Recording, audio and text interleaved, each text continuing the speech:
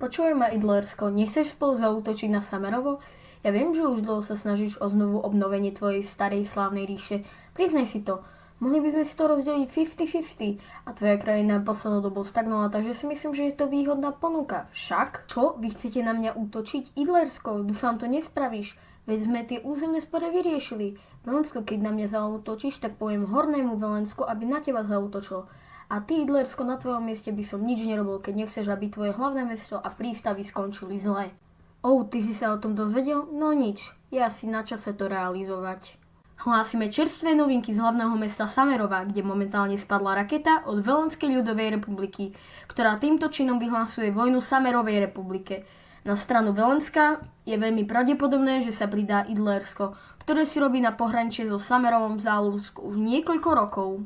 Hlásime vojnový stav, ktorý bol momentálne vyhlásený v Idlerskej federácii, Velenskej ľudovej republike a Samerovej federatívnej republike.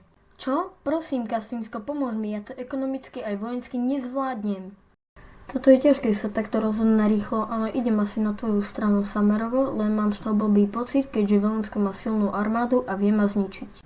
Novinky. Dneska ráno o 3:30 vojsko Kastinskej federácie prekročili štátne hranice Velenskej ľudovej republiky. Týmto činom začala vojna medzi Idlerskom a Velenskom proti Samerovu a Kastínsku. Zároveň niekoľko obcí v Samerove už bolo oslobodených a Kastínsko bombarduje hlavné mesto Velenska a Skarán a je ich najväčší prístav na severe krajiny. Velensko, toto bol tvoj skvelý plán na obnovenie mojej slavnej ríše? Ja to nedávam. Moja krajina padne do 3 mesiacov s jej rýchlym tempom postupovania. Ja neviem, čo mám povedať. Ja som si myslel, že Kastínsko sa nepridá. No čo, musíme navrhnúť mierovú dohodu predtým, že sa dostanú ďaleko. Mierová dohoda. Krajiny na seba nemôžu útočiť na ďalších 30 rokov. Idlersko ukončí svoje vojenské operácie v južnom Samerove. Velensko odovzdá časť svojho územia Kastínsku, Idlersko odovzdá časť svojho územia Samerovu.